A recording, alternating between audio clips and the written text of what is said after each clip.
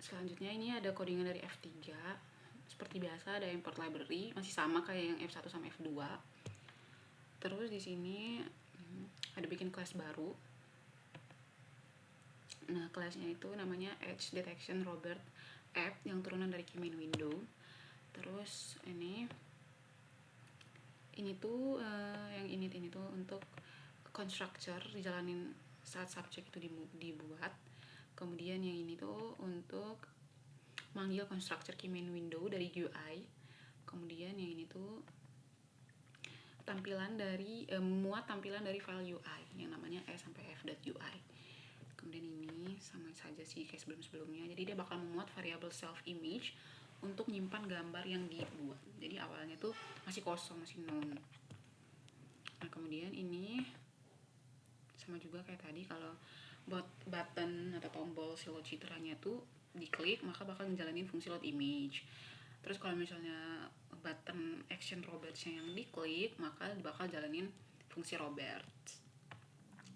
Kemudian yang ini tuh fungsi untuk memuat gambar.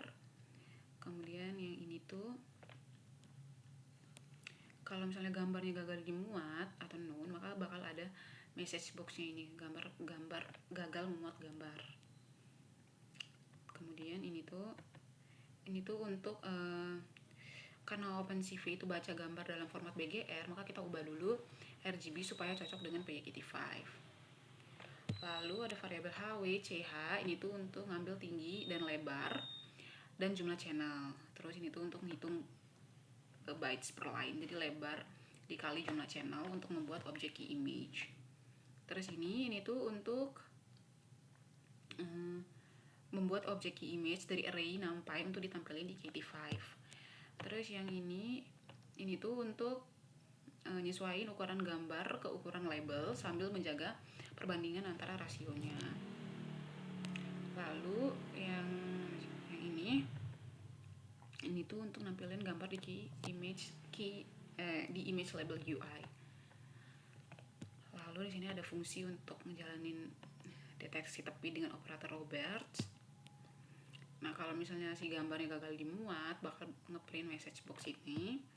Kemudian ini tuh bakal ngubah gambar ke grayscale.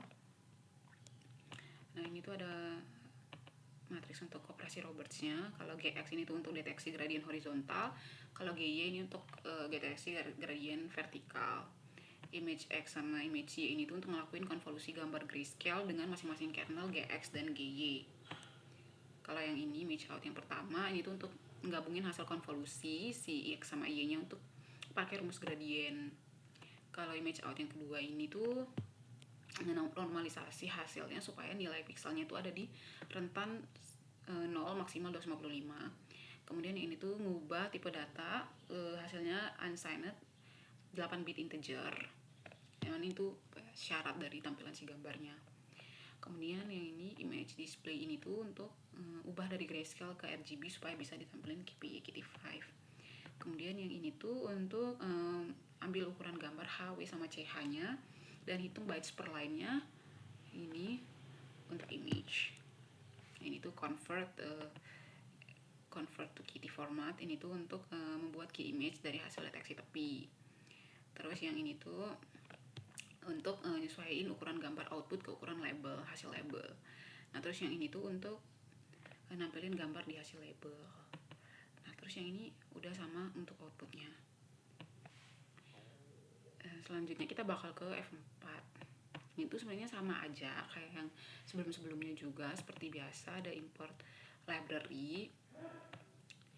Nah, terus di sini tuh main class-nya yang diambil dari key-main window, turunan dari key-main window itu namanya Edge Detection Kenny App. Ini seperti biasa ya buat nyimpen si UI-nya. Terus ini variabel kosong untuk gambar. Terus ini kalau misalnya kita klik button load citra bakal connect ke load image. Terus kalau misalnya kita klik button action Kenny _2 bakal connect ke Kenny. Terus di sini